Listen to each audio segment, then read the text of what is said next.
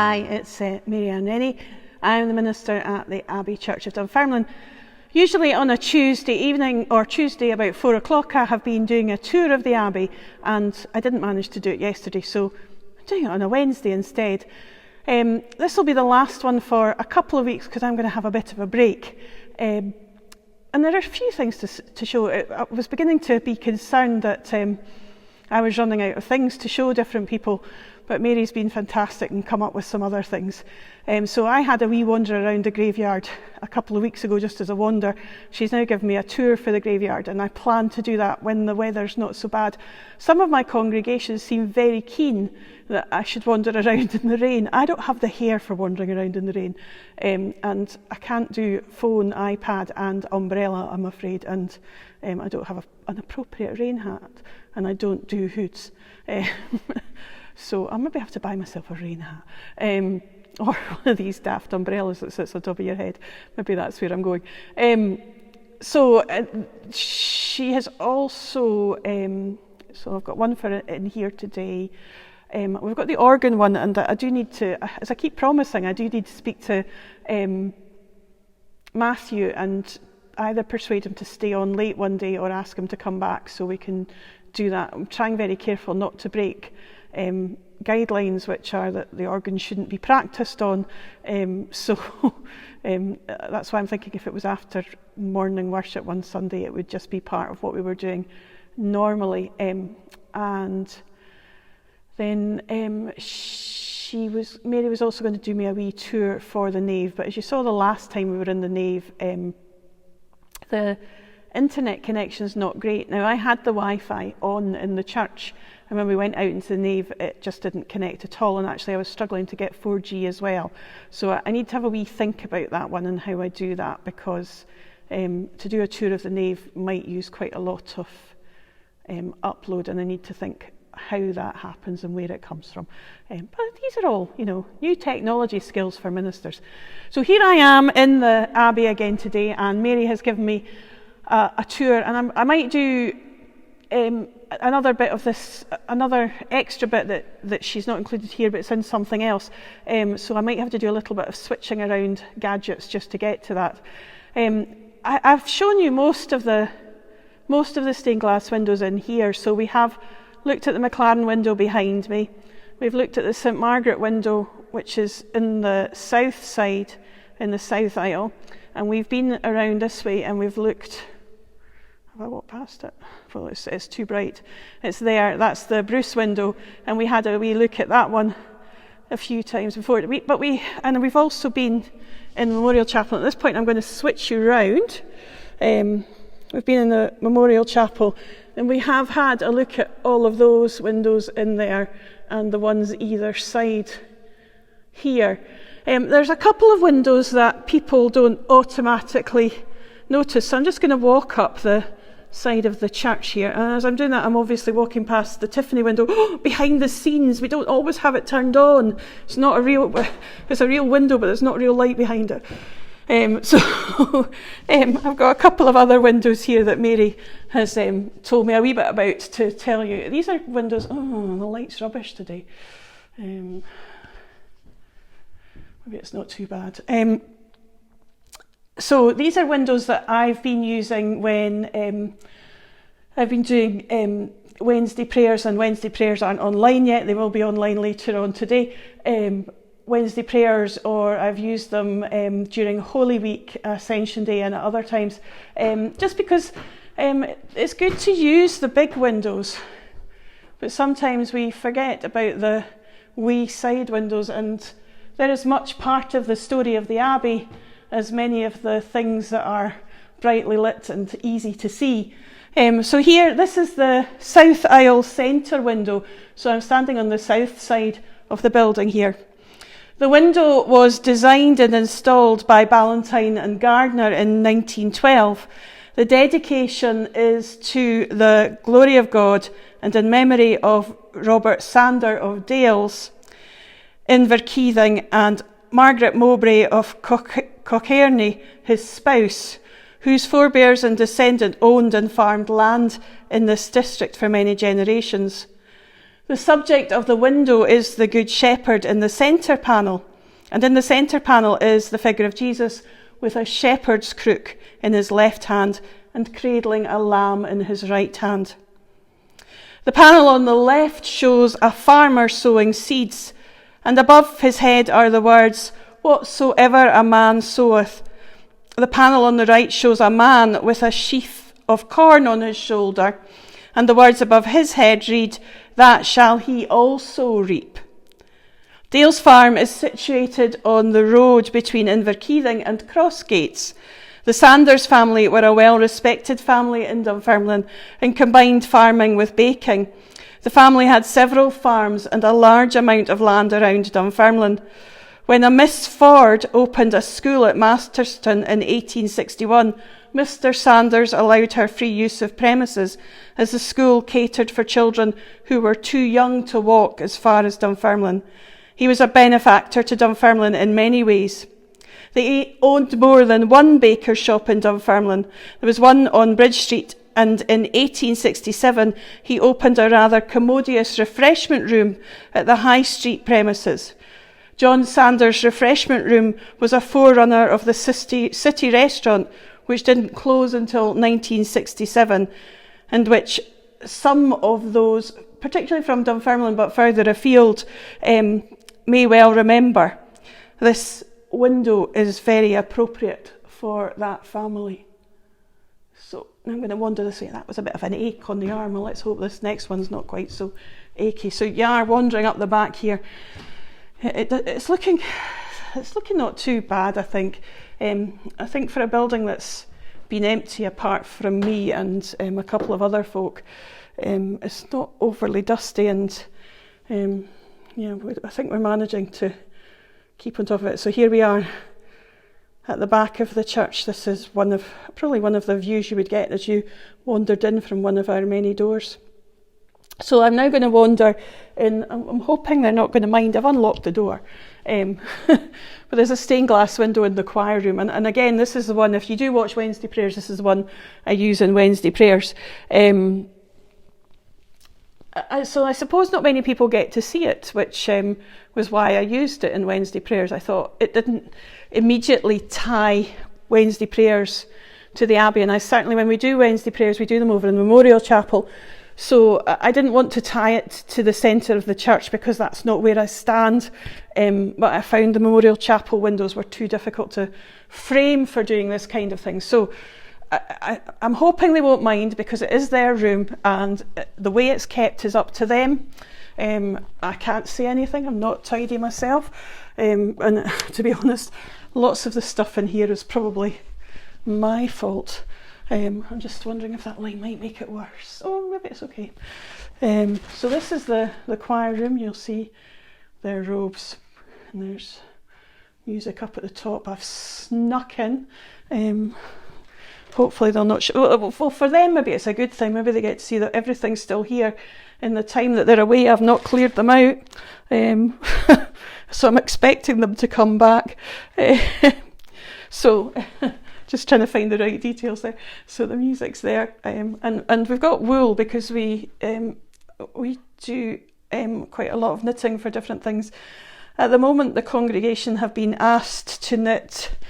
They're continuing to knit blanket squares, and the blankets go to nursing homes, and they go to some of those who find themselves homeless in Dunfermline. So they go all sorts of different places. But I've also got them knitting angels, because my hope by the end of this period of lockdown is that what we might be able to do is deliver an angel to every house in the parish. And I think we normally deliver about 2,500 Christmas cards. So I'm hoping they might manage 2,500 angels.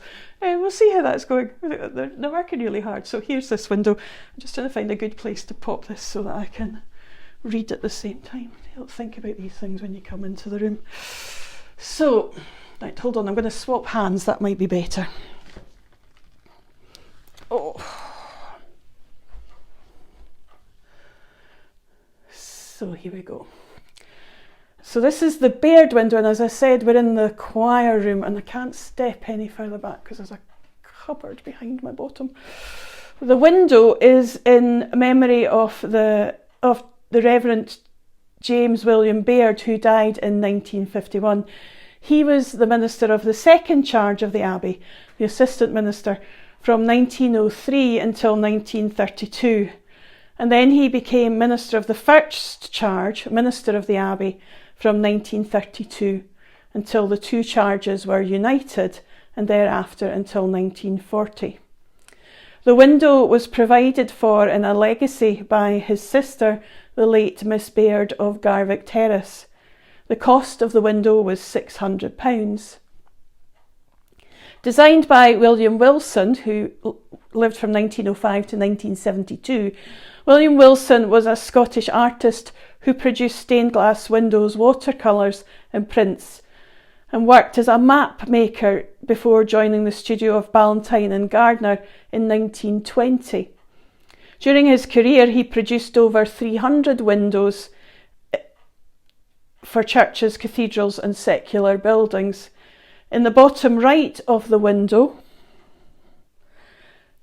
is the St Giles crown with the initials WW and the date 1936. I've paused because I'm looking for that.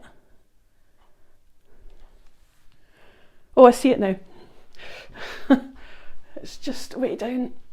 I don't know if you'll see it. If you look to the right of the crown, you'll see it just sitting. The right of the gold cross at the bottom, you'll see it just there.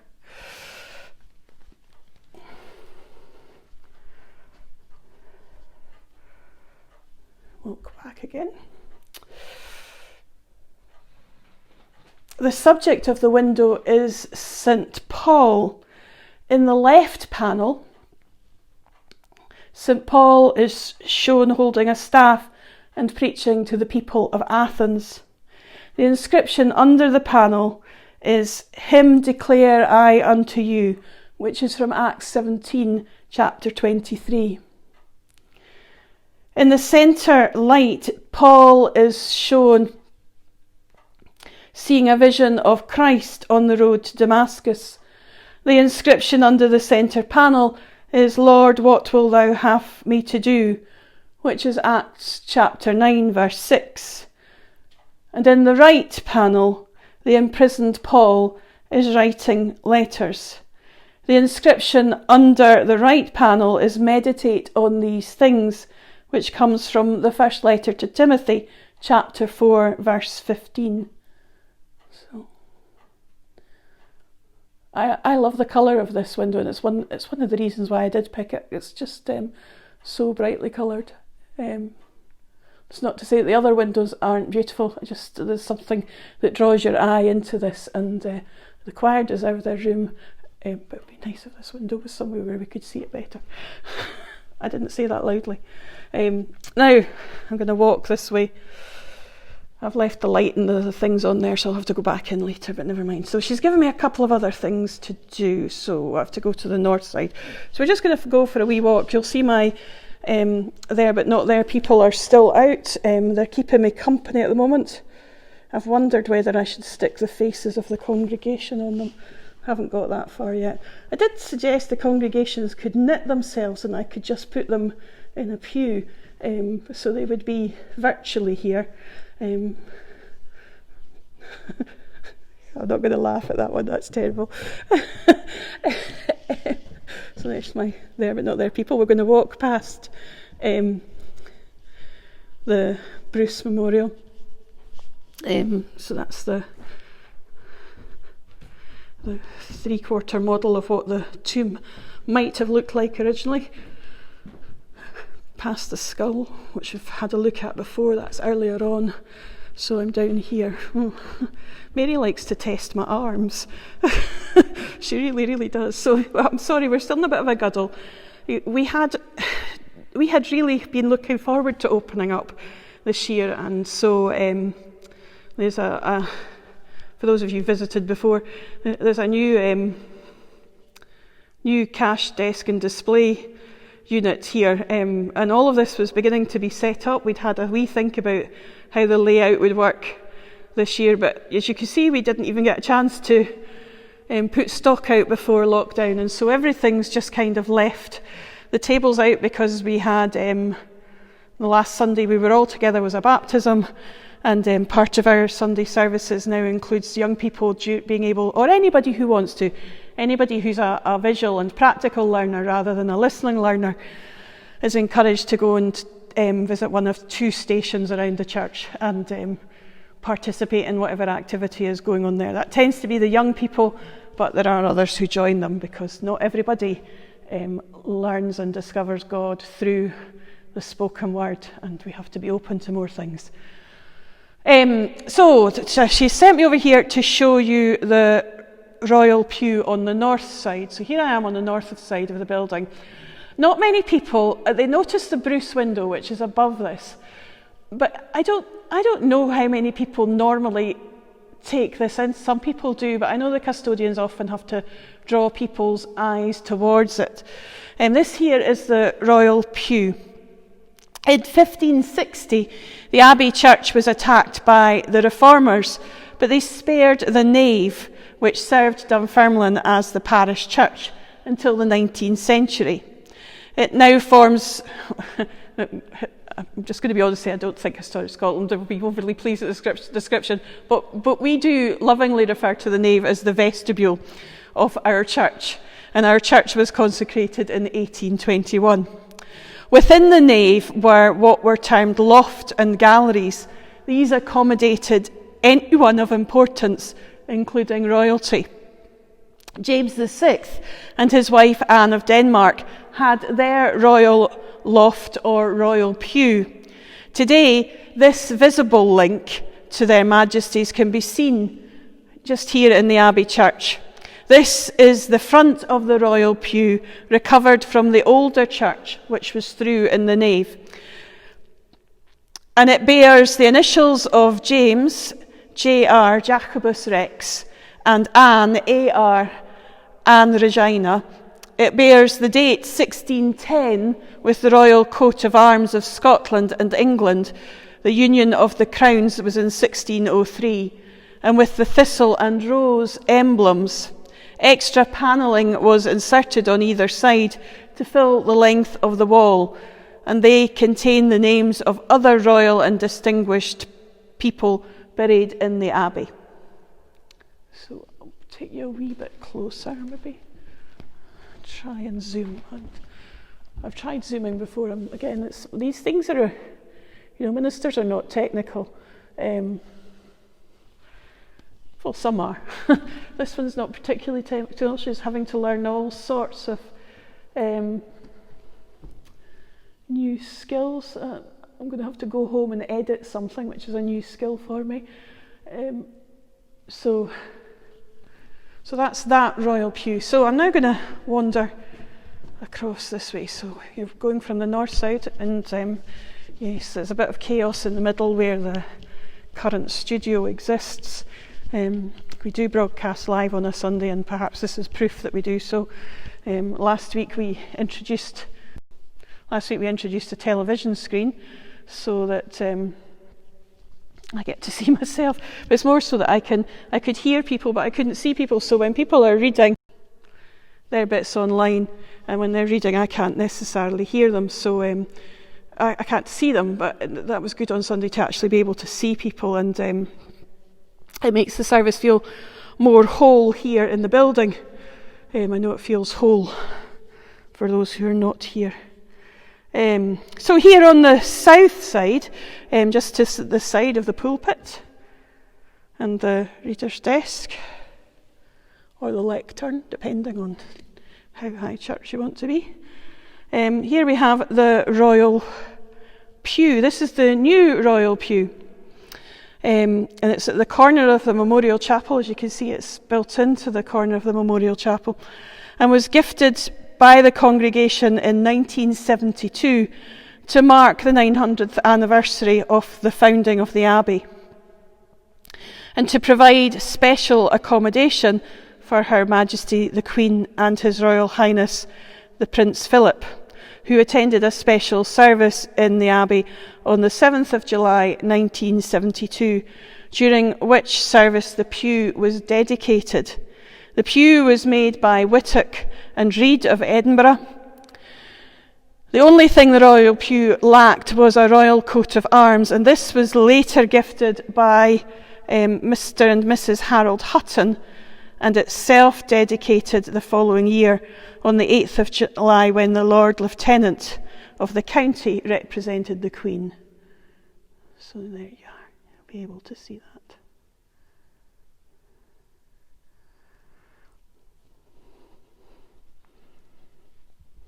Got so there you go. Now, I think that's probably quite a lot for you to have seen today, and I want to keep wee bits and pieces back so I have things for when I return from holiday. I hope that whatever you get up to for the next fortnight, as I said, I'm going to take a break from my tours for the next couple of weeks. Prayers should still appear. I plan to schedule them somehow so that they'll still appear on a Wednesday. But the tours will take a break, and when I come back, hopefully by then the weather will be a little bit better, and we'll be able to get out in the graveyard and I can wander about then. Hopefully we can keep Matthew for a wee bit longer on a Sunday, and we'll get him to play some things so that I can do that tour. And then there's something about the banners, and Mary had suggested she would write something for me about the nave, and then I might take you on a wee tour of Dunfermline, because we should be able to move around a wee bit more and hopefully not run into too many people who seem to think it's very odd that they find me standing talking to a camera. It is very odd standing talking to a camera. But yes, it'll be a good opportunity to wander about the town and see what's going on. And there's lots of St Margaret things to discover in Dunfermline, and lots of other things that it's worth having a look at. And at the Abbey Tours Dunfermline, maybe that would be a new concept. It would certainly be us out in the parish, and nice to see who else wandering about. So thank you for joining me at this lunchtime. I'm going to head home and have my own lunch. I'm sorry this is Wednesday and not Tuesday, but I hope you've enjoyed my Tuesday tour on a Wednesday. I'll see you in a fortnight's time, hopefully, but enjoy the next couple of weeks. Bye just now.